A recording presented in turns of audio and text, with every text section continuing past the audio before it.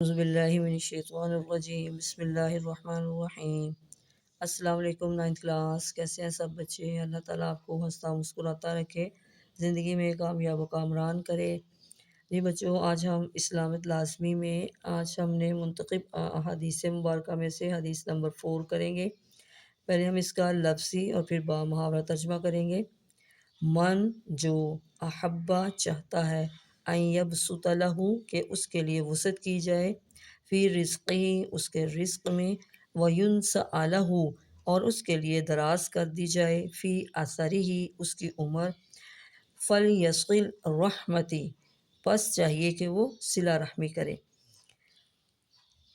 من احب ان یبسط لہ فی رزقہ جو چاہتا ہے کہ اس کے رزق میں وسعت کی جائے، وَيُنْسَأَ لَهُ فِي أَثَرِهِ فَلْيَصِلْ رَحْمَتِهِ اور اس کی عمر لمبی ہو تو وہ صلہ رحمی یعنی اپنے رشتہ داروں کے ساتھ اچھا سلوک کرے۔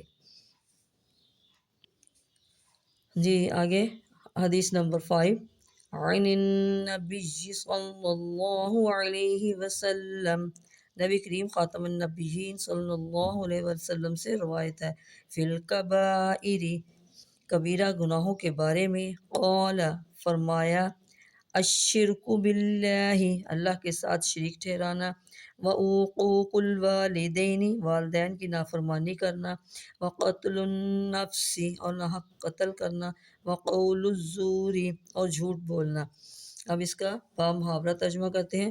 عن النبی صلی اللہ علیہ وسلم فی الکبائر، رسول اللہ خاتم النبیین صلی اللہ علیہ وآلہ وسلم نے کبیرہ گناہوں کے بارے میں قال فرمایا، الشرک باللہ اللہ کے ساتھ شرک کرنا، وعقوق الوالدین والدین کی نافرمانی کرنا، وقتل النفس قتل کرنا، وقول الزور اور جھوٹ بولنا۔